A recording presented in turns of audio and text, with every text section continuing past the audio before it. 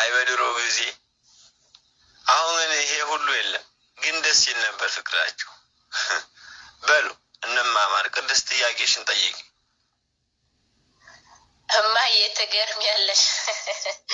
የገንቦ ሽንብር ሳታስከፊ። በሉ ልጠይቅ። ኢየሱስ ይፈርዳል፣ ስጋውና ደሙ ያማልዳል የሚሉትስ እንዴት ይታያል?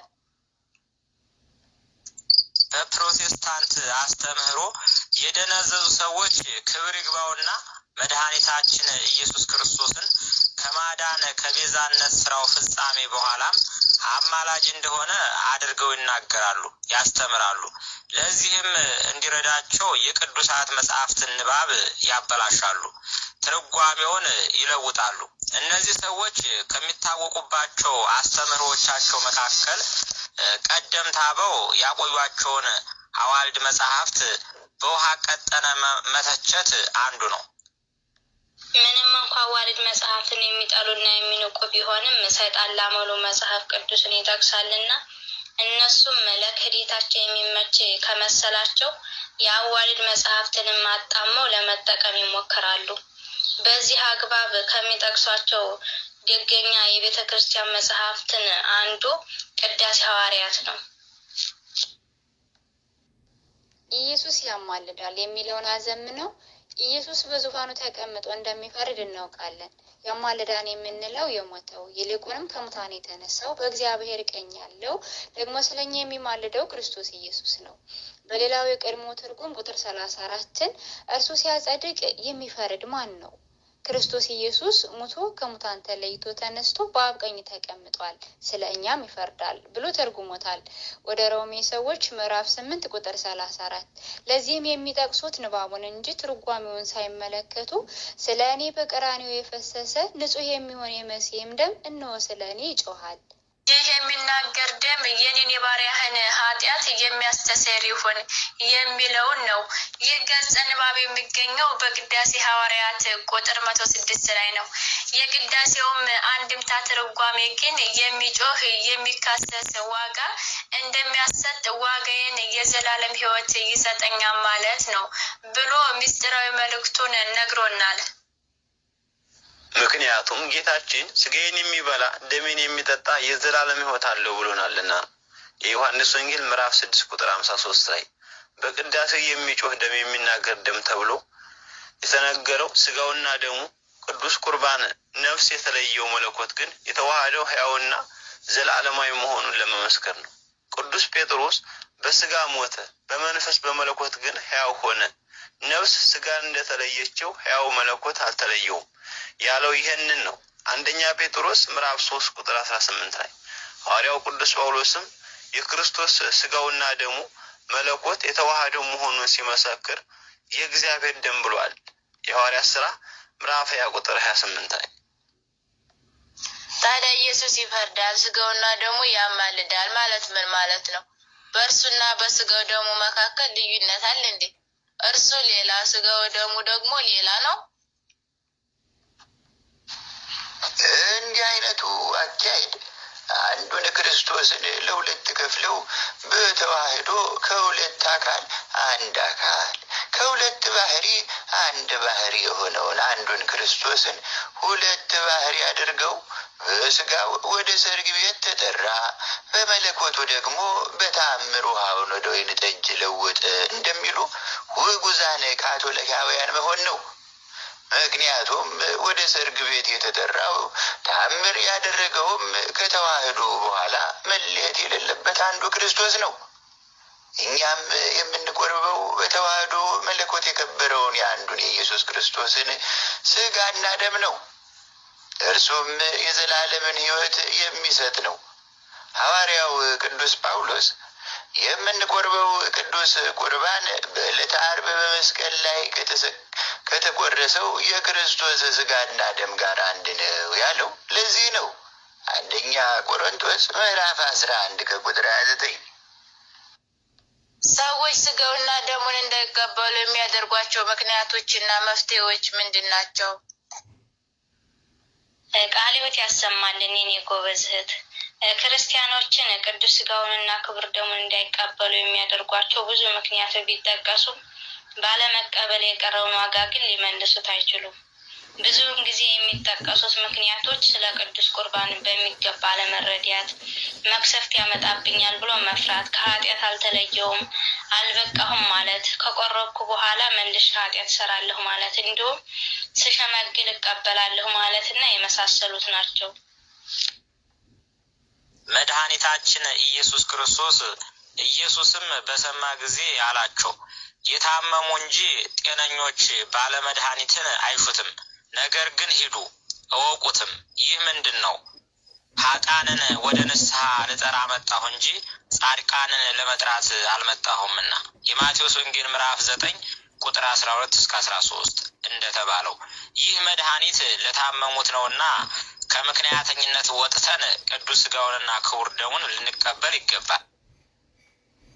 ክርስቲያን ስለ ምስጢረ ቁርባን የሚማረውና የሚያውቀው በእውቀት ላይ ተመስርቶ ራሱን እንዲያዘጋጅና ቅዱስ ሥጋውንና ክቡር ደሙን ተቀብሎ የዘላለም ሕይወትን እንዲወርስ ነው።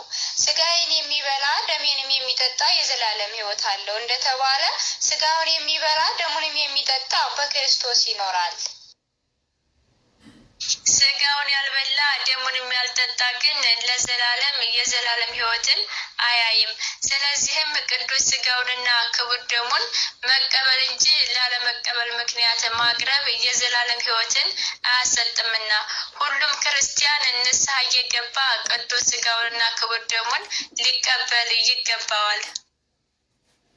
ስለ ኃጢአታችን ራሱን ቤዛ ያደረገ ሥጋውን ቆርሶ ደሙን አፍስሶ ያዳነን በዕለተ ዓርብ በቀራንዮ አደባባይ ራሱን ከአዳም ጀምሮ እስከ ዓለም ፍጻሜ ላሉ ሰዎች ሁሉ ቤዛ መስዋዕት አድርጎ እያቀረበ እስከ ዓለም ፍጻሜ ድረስ በቤተ ክርስቲያን መስዋዕት ሕልው ሆኖ የሚኖር በደላችንን የሚያጠፋ መስዋዕታችንን የሚቀበል ልጁ የሐዲስ ኪዳን ሊቀ ካህናት ኢየሱስ ክርስቶስ ሥጋውን በልተን ደሙን ጠጥተን በዘላለም ሕይወት ለመኖር ርስታችን መንግስተ ሰማያትን እንወርስ ዘንድ ቅዱስ ፍቃድ ይሁንልን። አሜን አሜን። በእውነት ለዛሬ ጥያቄ ጨርሻለሁ። ለሳምንት አመጣለሁ ቤተሰቦቼ።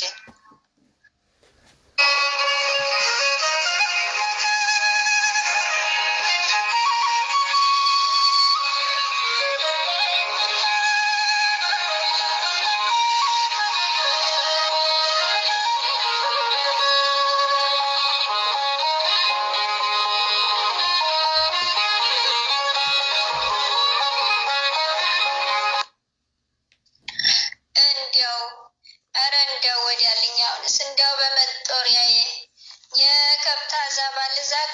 ወይ ጉድ! ቆይማ እኔ ያውቃለሁ የማደርገውን። አሁን መጪው ፋሲካማ ይደል ሽጬ እገላገላለሁ። ሞናዬ ከከብቶቹ ጋር ማውራት ጀመርሽ እንዴ? ሁርሽ ካለምን አላደረግሽላቸው? አተላም ጨምሪላቸው። ይኸውልህ መከበር ፋሲካ 2 ሳምንት ብቻ ነው የቀረው።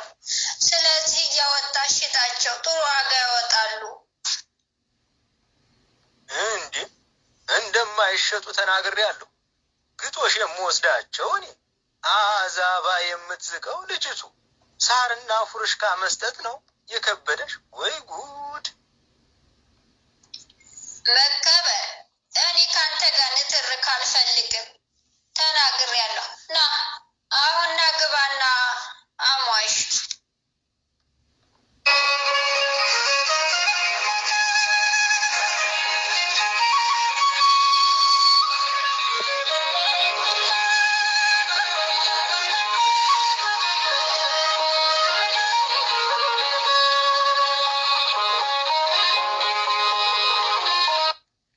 ጎረቤት ለቅሶ ስላለ ትንሽ ላመሻሻቸው ሄዳለሁ። እስከዛ ድረስ ከዚህ በረት ያልሆኑ ሌሎች በጎች አሉ።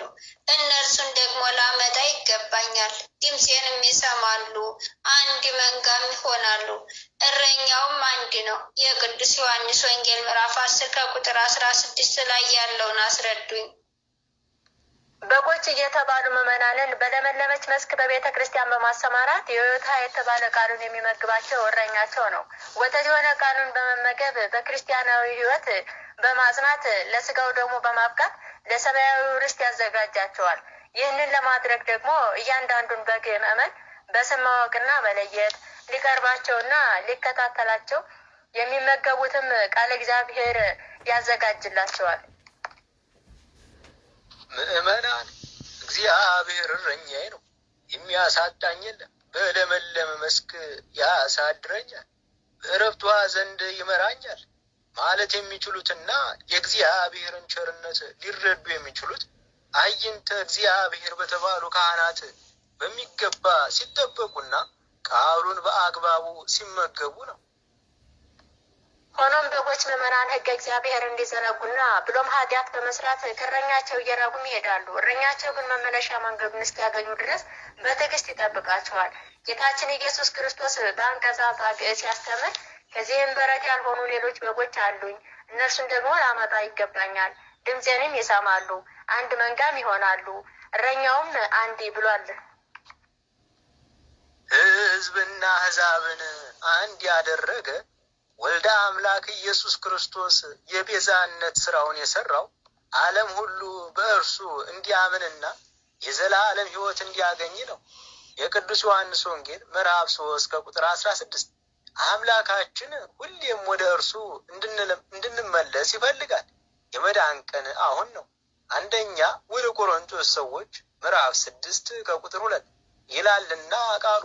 ጌታችን መድኃኒታችን ኢየሱስ ክርስቶስ በወንጌል ሲያስተምር 100 በጎች ያሉት ከእነርሱም አንዱ ቢጠፋ 99ኙን በበረሃ ትቶ የጠፋውን እስኪያገኘው ድረስ ሊፈልገው የማይሄድ ከእናንተ ማን ነው? ባገኘውም ጊዜ ደስ ብሎት በጫንቃው ላይ ይሸከመዋል። ወደ ቤትም በመጣ ጊዜም ወዳጆቹንና ጎረቤቶቹን በአንድነት ጠርቶ የጠፋውን በጌን አግኝቼዋለሁና ከእኔ ጋር ደስ ይበላችሁ ይላቸዋል። እላችኋለሁ እንዲሁ ንስሐ ከማያስፈልጋቸው 99ኙ ጻድቃን ይልቅ ንስሐ በሚገባ አንድ ኃጢአተኛ በሰማይ ታላቅ ደስታ ይሆናል በማለት ተናግሯል። የሉቃስ ወንጌል ምዕራፍ 15 ከቁጥር 4 እስከ 7። በዚያን ወቅት ጌታችን ኢየሱስ ንስሐ ስለ መግባት መናገሩ ፈሪሳውያኑን አስገርሟቸው ነበር። እነርሱ ራሳቸውን እንደ ጻድቅ አድርገው የሚቆጥሩ ስለነበሩ ንስሐ መግባት እንደሚያስፈልጋቸው አላመኑም። አንዳንዶቹ ጌታችን ኢየሱስን ከቀረጥ ሰብሳቢዎችና ከኃጢአተኞች ጋር በመብላቱ በነቀፉት ጊዜ ሕመምተኞች እንጂ ብርቱዎች ባለመድኃኒት ያስፈልጋቸው ኃጢአተኞችን እንጂ ጻድቃንን ልጠራ አልመጣሁም ብሏቸዋል። የቅዱስ ማርቆስ ወንጌል ምዕራፍ 2 ከቁጥር 15 እስከ ቁጥር 17። ራሳቸውን የሚያመጻድቁት ፈሪሳውያን ግን ንስሐ መግባት እንዳለባቸው አያስተውሉም።